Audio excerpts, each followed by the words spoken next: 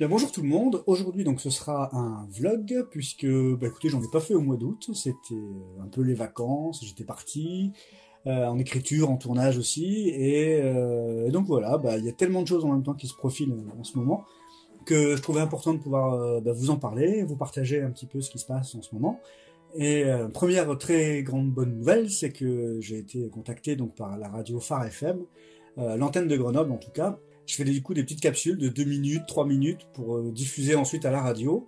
Et je vais profiter de la production de ces petites capsules, du remontage que je fais, pour les poster directement en natif sur Facebook et pouvoir du coup partager des formats très courts sur Facebook plus facilement. Et donc merci Seigneur d'avoir ouvert cette porte qui est la première d'une grande série de portes, j'en suis certain. Et on va pouvoir continuer comme ça et je suis vraiment très heureux.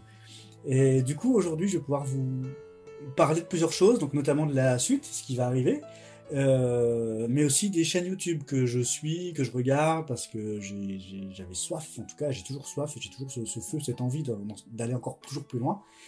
Et je vais vous parler un petit peu des chaînes donc, que je suis, et surtout parler de vous, et de vous remercier tous, parce que chaque fois que je vois un commentaire ou quelque chose, ça me motive, ça me booste, donc merci notamment à Myrtille, par exemple, qui commente, merci de commenter chacune de mes vidéos. Je sens que tu mets ce que tu as à cœur à ce moment-là, tu viens publier ta pensée du moment sur la vidéo que tu as donnée, et à chaque fois, je sais que tu seras là et tu vas commenter quelque chose, et ça c'est cool, ça fait plaisir.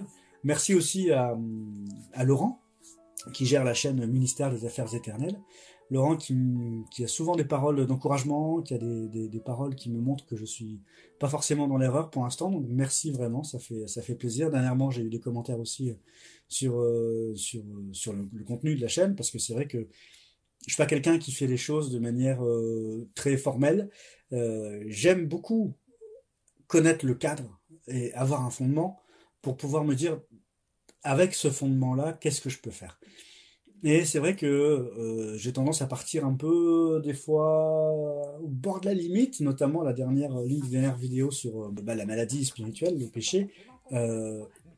J'avoue que c'était un petit peu borderline. Et c'est vrai que quand je l'ai publié, j'ai été assez inquiet de savoir si ça allait passer ou pas. Bon, les retours que j'ai eu, c'était bon, c'est bien marré, c'était cool, vas-y.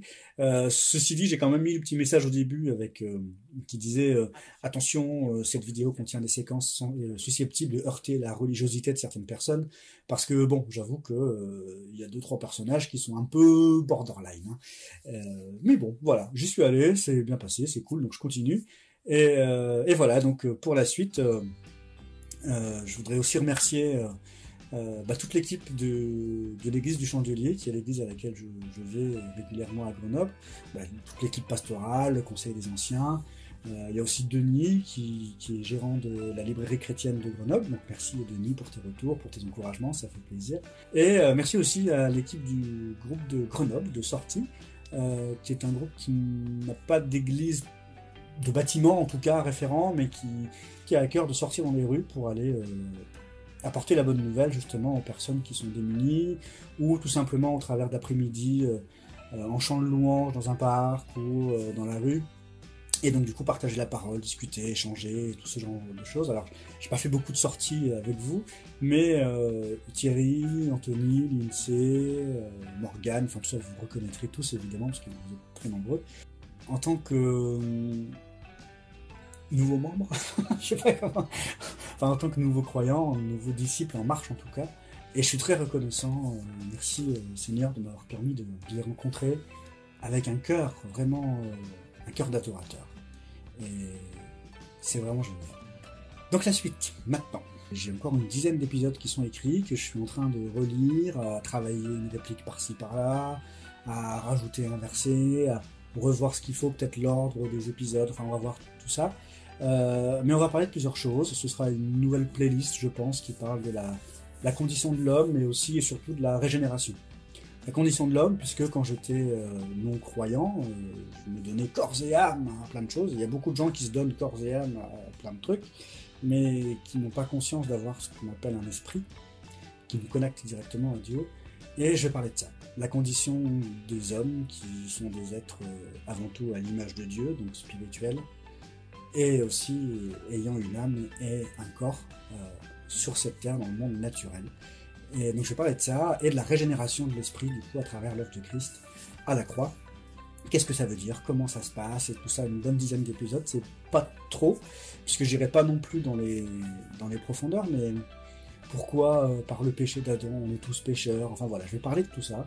Je m'occupe à peaufiner ces épisodes-là, avant d'aller plus loin, mais j'ai deux pistes qui se montrent, qui s'orientent. La première, c'était, soit je vais vers une explication, en tout cas de ce que je ressens, de qu'est-ce que c'est être un disciple, un serviteur, en m'inspirant de la Bible évidemment, et d'écrits, de prédications, de choses que je pourrais voir à droite et à gauche, et tout faire un melting pot pour faire ce qu'on appelle la vulgarisation. Alors il y a la vulgarisation scientifique, mais là ce sera de la vulgarisation religieuse, sans être vulgaire, mais justement faire en sorte que tout le monde puisse comprendre ce que c'est être un véritable serviteur de Dieu.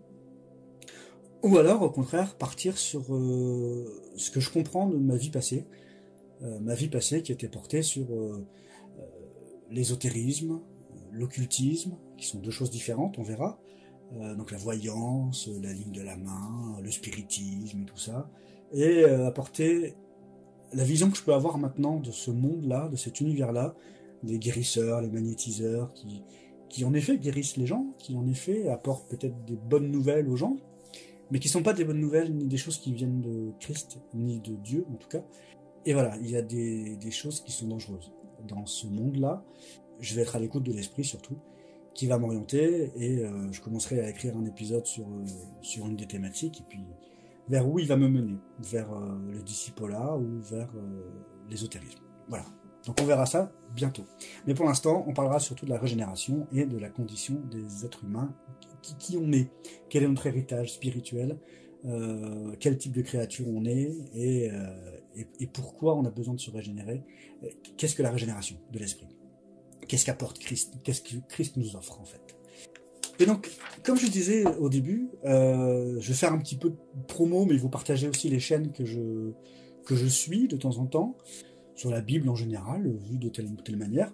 Donc en commençant par une chaîne que je trouve super bien faite, qui s'appelle The Bible Project, le projet Bible, qui en fait regroupe et expose tous les livres de la Bible déjà, qui les résume en 5 minutes, à travers des animations, à travers des dessins animés, mais aussi qui explique à côté de ça des notions, les schémas répétitifs dans la Bible, et voilà. Et donc ça explique de manière très claire, pour n'importe qui, croyant comme non-croyant, la Bible. Donc si vous êtes non-croyant et vous avez la flemme de lire la Bible et vous voulez savoir ce qui s'y passe, vous pouvez évidemment regarder les résumés des livres. Bon, c'est mieux quand même de la lire, parce qu'il y a des versets qui sont là, et la parole de Dieu, alors même si j'ai dit dans une vidéo que la Bible c'est pas la parole de Dieu, on peut lire la parole de Dieu.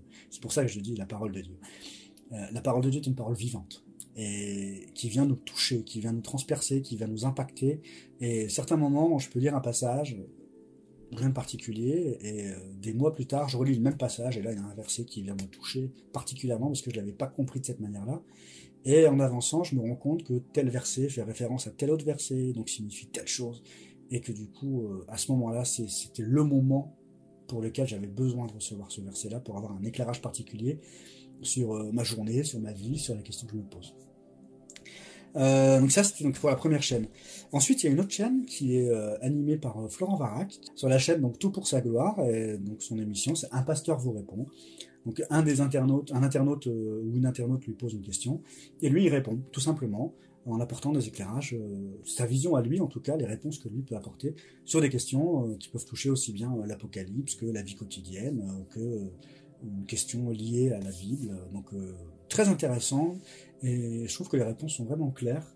Ça apporte vraiment des réponses et des éclairages sur des questions que je pouvais me poser, en complément d'autres choses. J'ai acheté des livres pour apprendre le grec et l'hébreu, et pour me rapprocher vraiment des Écritures. Et me rapprocher des Écritures parce qu'il y a une autre chaîne que je suis qui s'appelle Théonopsie, qui fait de l'exégèse. Alors là, c'est vraiment, si vous voulez aller plus loin encore, prend des passages et elle vient les éclairer en analysant les mots, la conjugaison, la structure, l'étymologie de chacun des mots, donc en hébreu, en grec, ou quels sont les rapports qu'il peut y avoir entre les uns et les autres. Et on se rend compte que si on ne prend qu'une seule traduction de la Bible, on est à côté du sens réel à côté, ou en tout cas pas pile dessus. Et d'où l'intérêt d'avoir plusieurs traductions qui soient aussi proches du texte original. Mais la meilleure manière d'être au plus proche du texte original, c'est le texte original lui-même. Des passages que je trouvais fort simples et qui me parlaient pas plus que ça, mais quand on va creuser les mots, les expressions, même l'étymologie du nom, le sens du nom d'un personnage, c'est super important parce que ça veut dire tellement de choses. Une autre chaîne, bien évidemment, qui est la chaîne de Laurent, j'en parle régulièrement, qui est Ministère des Affaires éternelles. Laurent, c'est quelqu'un qui va dans la rue avec une caméra embarquée et qui va distribuer des tracts. Et j'aime beaucoup le travail que fait Laurent, qui utilise un schéma qu'il adapte après, évidemment, en fonction de la personne qu'il va rencontrer. Mais c'est quelqu'un qui a vécu en Afrique du Nord, qui a grandi là-bas, et qui a du coup une belle culture aussi de l'islam et de la manière de parler aux personnes, que ce soit des personnes chrétiennes, que ce soit des catholiques, des musulmans, des non-croyants, des bouddhistes et tout ça. Et c'est intéressant de voir la manière de parler avec toutes ces personnes, que ce soit des jeunes aussi, des vieux, des personnes actives, des personnes au chômage, des clochards, enfin peu importe. C'est vraiment hyper varié et ça m'a permis aussi d'apprendre à parler et à avoir un discours vis-à-vis des personnes que je rencontre aussi, en ayant une sorte de petite trame, on va dire, même si évidemment c'est pas une recette à appliquer à la lettre, puisqu'on s'adapte à la personne qu'on voit en face de nous, à ce que l'esprit nous met à cœur de dire aussi, et très important d'être toujours à l'écoute. Et pour ça, j'aime beaucoup voir les vidéos de Laurent.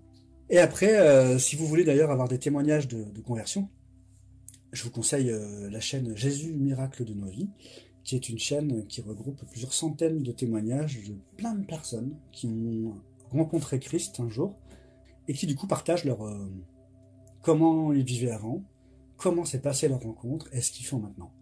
Et là, il y a vraiment du tout. Aussi bien des personnes portées sur l'occulte, aussi bien des personnes qui étaient musulmanes, des personnes qui étaient scientifiques à fond, athées, terre à terre, d'autres personnes qui étaient croyantes mais sans trop savoir ce qu'ils croyaient. Enfin voilà, c'est vraiment super varié. Donc allez-y, Jésus miracle de nos vies. De toute façon, je vous mettrai tous les liens en description. Comme ça, vous pourrez aller voir un peu ce que vous voulez.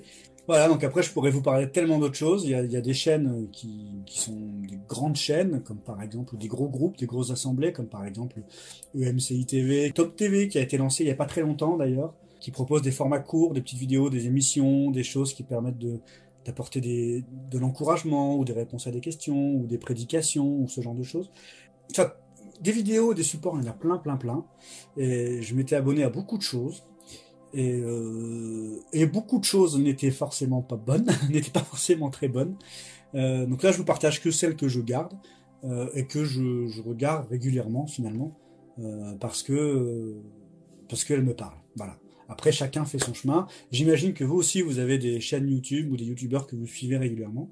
Donc n'hésitez pas à en parler si vous avez des choses à partager. Moi, je suis curieux de tout. J'aime bien vraiment continuer d'avancer. J'ai toujours cette soif et merci Seigneur de garder ce feu allumé, ce fire qui me permet qui est un vrai guide en tout cas, que j'utilise vraiment dans ma vie. Et c'est vrai que où est-ce que tu m'attends? Où est-ce que tu veux que j'aille? Et je lui ai demandé, et il m'a répondu au travers d'un rêve, et où il m'a dit, quand tu fais quelque chose, mets-y tout ton cœur. Et donc maintenant, à chaque fois que j'entame déjà, quand je pense au projet, est-ce que j'ai cette étincelle qui s'allume? Et quand je commence à travailler, est-ce que cette étincelle s'embrase pour devenir un vrai feu et me donner, waouh, voilà, c'est bon, j'y vais, je suis à fond, je suis dynamique, c'est bon, je sens que je suis en joie, tout va bien. Et là, je sais que c'est le bon indicateur, je suis bien dans ces voies. Parce qu'à côté, il y a d'autres projets qui se passent aussi. Et même des fois, quand je me dis oui, pourquoi pas? Rien que le fait de me dire pourquoi pas, et pas oui, c'est qu'il faut pas y aller. Et parfois, pour aider quelqu'un, je suis allé dans des projets pourquoi pas, et c'est pas que ça se passait mal, c'est que j'avais pas la motivation, quoi. J'avais pas envie, je le faisais parce que je m'étais engagé à aider la personne, mais j'avais pas le cœur à le faire. J'avais pas ce feu qui est là. Et s'il y a bien quelque chose que j'ai compris, c'est que Dieu nous appelle à faire des choses qui utilisent nos talents, nos compétences, nos dons, tout ce qui nous a mis, mais aussi tout ce qui nous motive, tout ce qui nous met en feu, tout ce qui nous permet d'être pleinement nous. Et ce qui est génial, c'est que en nous, on a tout ce qu'il faut pour être nous. Et je finirai par juste un passage que j'ai reçu, qui est Philippiens 2, au verset 3. Ne faites rien par esprit de rivalité, ou par esprit d'une gloire sans valeur, mais avec humilité, considérez les autres comme vos supérieurs à vous-même. Que chacun de vous, au lieu de regarder ses propres intérêts, regarde aussi à ceux des autres. Et c'est tellement ça, la vie en Christ. Ne pas avoir de rivalité dans ce qu'on fait, ou en tout cas ne pas vouloir être meilleur qu'un tel, ou au-dessus de lui, ou faire quelque chose pour chercher une gloire quelconque. C'est pas ça la vie en Christ. La vie en Christ, c'est être de plus en plus à l'image de Christ.